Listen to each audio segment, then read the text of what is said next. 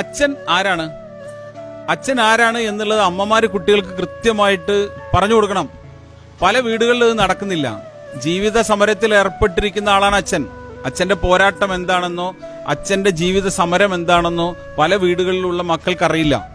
മക്കൾക്ക് അച്ഛൻ അല്ലെങ്കിൽ ബാപ്പ എന്ന് പറയുന്നത് ATM കാർഡും കൊണ്ട് മെഷീനിൽ കുത്തിക്കഴിഞ്ഞാൽ പൈസ തരുന്ന ഒരു മെഷീൻ മാത്രമായിട്ടാണ് പല വീടുകളിലും അച്ഛന്മാർ. ഇപ്പൊ ഞാൻ ഒരുപാട് കുട്ടികളെ ഇവിടെ നിന്ന് കാണാറുണ്ട്. അവർക്ക് പണത്തിന്റെ വില അറിയില്ല. അവർക്ക് പണത്തിന്റെ വില അറിയാത്തത് അച്ഛന്റെ പോരാട്ടത്തെക്കുറിച്ച് അമ്മ ആ കുട്ടികളെ പറഞ്ഞ് മനസ്സിലാക്കാത്തതുകൊണ്ടാണ്. ഒരുപാട് വീടുകൾ അങ്ങനെയുണ്ട്. ഒരുപാട് അച്ഛന്മാരെ എനിക്കറിയാം. എന്റെ ജീവിത സമരം എന്താണെന്നോ എന്റെ ജീവിത പോരാട്ടം എന്താണെന്നോ മക്കൾ അറിയരുത്, ഭാര്യ അറിയരുത് എന്നാഗ്രഹിക്കുന്ന ഒരുപാട് അച്ഛന്മാരെ ഞാൻ കണ്ടിട്ടുണ്ട്. പക്ഷെ അത് മണ്ടത്തരാണ്. നമ്മൾ പോരാട്ടത്തിലാണെങ്കിൽ അച്ഛന്റെ വേർപ്പും അച്ഛന്റെ അധ്വാനവും അച്ഛന്റെ പോരാട്ടവും എല്ലാം തന്നെ മക്കളോട് പറയണം. എന്റെ അധ്വാനം ഇതാണെന്നുള്ളത് കൃത്യമായിട്ട് നിങ്ങൾ കുട്ടികളോട് പറയണം. പക്ഷെ പല വീടുകളിലും കുട്ടികളെ സംബന്ധിച്ച് അച്ഛൻ എന്ന് പറയുന്നത് വർഷത്തിൽ 2 വർഷം കൂടുമ്പോൾ അല്ലെങ്കിൽ വർഷത്തിലൊരിക്കൽ വെക്കേഷൻ വന്നിട്ട് നമ്മളെ ടൂറിന് കൊണ്ടുപോകാനുള്ള ഒരാൾ മാത്രമായിട്ടാണ് പല വീടുകളിലും അച്ഛന്മാർ. അതല്ലെന്നും വലിയ ജീവിത പോരാട്ടത്തിൽ ഏർപ്പെട്ടിരിക്കുന്ന ആളാണ് നിന്റെ അച്ഛൻ എന്ന് അമ്മ കുട്ടികളോട് പറഞ്ഞു കൊടുക്കണം. എൻ്റെ ഒരു സുഹൃത്തിന്റെ ഒരു കഥ ഞാൻ പറയാം. വെറും ഒരു കഥ മാത്രമാണ്. ഇതെന്തല്ല സീരിയസ് ആയിട്ടുള്ള ഒരു കാര്യമല്ല.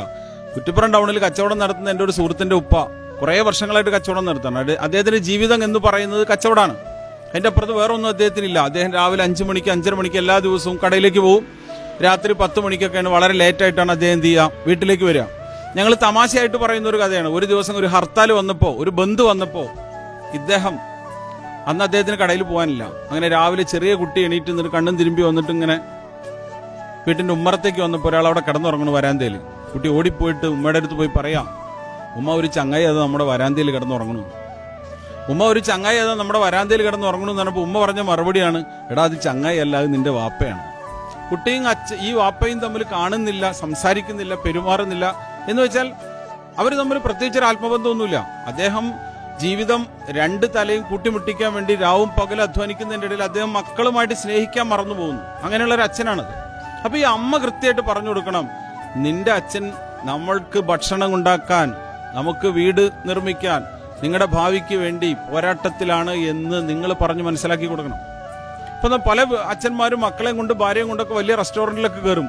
അച്ഛൻ ഡിഷ് ഓർഡർ ചെയ്യുമ്പോൾ അച്ഛൻ ഏറ്റവും വില കുറഞ്ഞ ഡിഷായിരിക്കും ഓർഡർ ചെയ്യുന്നത്. എന്താ കാരണം? അച്ഛനറിയാം ആ പണത്തിന്റെ വില. കുട്ടി പറയും നല്ല വില കൂടിയ ഡിഷ് വേണമെന്ന് പറയും. അമ്മ പറയും വലിയ വില കൂടിയ ഡിഷ് വേണമെന്ന് പറയും. ചിലപ്പോൾ അച്ഛൻ പറയും എനിക്ക് വിശപ്പില്ല എന്ന് ചിലപ്പോൾ അച്ഛൻ പറയും. ഞാൻ കേട്ടിട്ടുണ്ട്, എന്റെ അച്ഛൻ അങ്ങനെ പറയുന്നത് ഞാൻ ധാരാളം കേട്ടിട്ടുണ്ട്. പക്ഷേ ചെറുപ്പകാലത്ത് എനിക്കത് മനസ്സിലായിട്ടില്ലായിരുന്നു. അച്ഛൻ ഞങ്ങൾ ഹോട്ടലിൽ അല്ലെങ്കിൽ പുറത്തെവിടെയെങ്കിലും പോയിട്ട് ഭക്ഷണം കഴിക്കാൻ ചെന്ന് കഴിഞ്ഞാൽ അച്ഛൻ പറയും ഇന്ന് എനിക്ക് വേണ്ട, ഇന്ന് എനിക്ക് വിശപ്പില്ല എന്ന് പറയുന്ന അച്ഛനായിരുന്നു എൻ്റെ അച്ഛൻ. പക്ഷെ പിന്നീടാണ് ഞാൻ മനസ്സിലാക്കുന്നത് എൻ്റെ അച്ഛന് വിശപ്പില്ലായിട്ടല്ല, പോക്കറ്റിൽ കാശില്ലാത്തതുകൊണ്ടാണ് അച്ഛൻ അത് വേണ്ടെന്ന് പറഞ്ഞു. പല അച്ഛന്മാരും ഇന്ന് മക്കളെയും കൊണ്ട് ഹോട്ടലിൽ കയറി കഴിഞ്ഞാൽ വിശപ്പില്ല എന്ന് പറയുന്നുണ്ടെങ്കിൽ അതിന്റെ പുറകിൽ ഒരൊറ്റ കാരണമായിരിക്കും, അദ്ദേഹത്തിന്റെ പോക്കറ്റിൽ കാശില്ല. അതാണ് അതിന്റെ വാസ്തവം. ഇത് അമ്മമാർക്ക് തിരുത്തി കൊടുക്കാൻ സാധിക്കണം. പല അമ്മമാരും ഇത് തിരുത്തി കൊടുക്കുന്നതിൽ പരാജയപ്പെട്ടിട്ടുണ്ട്. ഇത് പരാജയപ്പെടാൻ പാടില്ല. അച്ഛന്റെ ജോലി എന്താണ്, അച്ഛൻ എങ്ങനെയാണ് വേർപ്പൊഴുക്കുന്നത്, അച്ഛന്റെ സമ്മർദ്ദം എന്താണ്, അച്ഛൻ ഏത് രീതിയിലാണ് പണം ഉണ്ടാക്കുന്നത്, എത്ര കണ്ട് അദ്ദേഹം കഷ്ടപ്പെടുന്നു, ഇത്തരം കാര്യങ്ങളെല്ലാം അമ്മമാര് കൃത്യമായിട്ട് മക്കളെ പറഞ്ഞ് മനസ്സിലാക്കി കൊടുത്താൽ ഒരു കുട്ടിയും വഴിപഴിച്ചു പോകില്ല. ഒരു കുട്ടിയും പണത്തിന്റെ വില അറിയാതെ വളരുകയില്ല. പല വീടുകളിലും കുട്ടികൾക്ക് പണത്തിന്റെ വില അറിയില്ല എന്നുള്ളതാണ് വാസ്തവം. അച്ഛന്മാർക്ക് വേറൊരു കുഴപ്പം കൂടി ഉണ്ട്.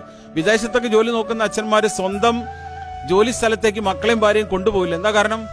ഒറ്റ കാരണമേ ഉള്ളൂ, ഞാൻ താമസിക്കുന്നത് എവിടെയാണെന്നുള്ള എൻ്റെ ഭാര്യയും മക്കളും അറിയരുത്, ഞാൻ കഴിക്കുന്ന ഭക്ഷണം എന്താണെന്നുള്ള എൻ്റെ ഭാര്യയും മക്കളും അറിയരുത്, ഞാൻ ഏത് രീതിയിലാണ് ജീവിക്കുന്നത് എന്നുള്ള എത്ര കഷ്ടപ്പാടിലാണെന്നുള്ളത് ആരും ഭാര്യയും മക്കളും അറിയരുത് എന്നാണ് പല അച്ഛന്മാരുടെയും ധാരണ. തെറ്റാണ്, ചെയ്യരുത്. നിങ്ങളുടെ ജോലി സ്ഥലത്തേക്ക് നിങ്ങൾ വിയർക്കുന്നത്, നിങ്ങൾ ഉരുകുന്നത്, നിങ്ങൾ കഠിനാധ്വാനം ചെയ്യുന്നത് നിങ്ങളുടെ ഭാര്യയും മക്കളും കാണണം. അവരെ നിങ്ങൾ ബോധ്യപ്പെടുത്തി കൊടുക്കണം. ബോധ്യപ്പെടുത്താൻ നിങ്ങൾക്ക് സാധിച്ചിട്ടില്ലെങ്കിൽ അവർക്ക് പണത്തിന്റെ, നിങ്ങൾ അയക്കുന്ന പണം എത്ര കൊടുത്താലും അവരെങ്ങനെ ചെലവഴിച്ചുകൊണ്ടിരിക്കും. അതേസമയം നിങ്ങൾ ഒരു തവണ അത് ബോധ്യപ്പെടുത്തിയാൽ, ഉരുകുന്നത് ഒരു തവണ നിങ്ങളുടെ ഭാര്യയും മക്കളും കണ്ടാൽ തീർച്ചയായിട്ടും അടുത്ത തവണ ATM പൈസ എടുത്ത് ഭാര്യ സ്വർണ്ണക്കടയിലേക്ക് ഓടില്ല. 4000 രൂപയുടെയും 8000 രൂപയുടെയും സാരി വേണമെന്ന് ഭാര്യ വാശി പിടിക്കില്ല. കുട്ടിയുടെ ബർത്ത്ഡേക്ക് 5000 രൂപയുടെ കേക്ക് മുറിക്കണമെന്ന് കുട്ടി പറയില്ല. 1 രൂപ കുട്ടി ചെലവഴിക്കുന്നതിന് മുമ്പ് ആലോചിക്കും, ഇതെന്റെ അച്ഛന്റെ അധ്വാനമാണ്. അതിലൂടെ പണത്തിന്റെ മൂല്യം നമുക്ക് കുട്ടികളെയും വീട്ടിനെയും കൃത്യമായിട്ട് ബോധ്യപ്പെടുത്താനായിട്ട് സാധിക്കും. അപ്പൊ അതുകൊണ്ട് ഞാൻ രക്ഷിതാക്കളോട് പറയുന്ന ഈ ഒരൊറ്റ കാര്യമേ ഉള്ളൂ, അച്ഛന്റെ പോരാട്ടം എന്താണെന്നുള്ളത് വീട്ടിൽ അറിയിക്കണം. വീട്ടിൽ അറിയിക്കാതെ ആ ഒരു തെറ്റായ രീതിയിൽ നിങ്ങൾ ഒരു കാരണവശാലും മുന്നോട്ട് പോരുത്. നമ്മുടെ പോരാട്ടം എന്താണ്, അച്ഛന്റെ പോരാട്ടം എന്താണെന്ന് ഓരോ കുട്ടിയും അറിഞ്ഞ് തന്നെ വളരുന്നതായിരിക്കും ഉചിതം. അതാണ് എനിക്ക് നമ്മുടെ ബഹുമാനപ്പെട്ട രക്ഷിതാക്കളോട് പറയാനുള്ളത്.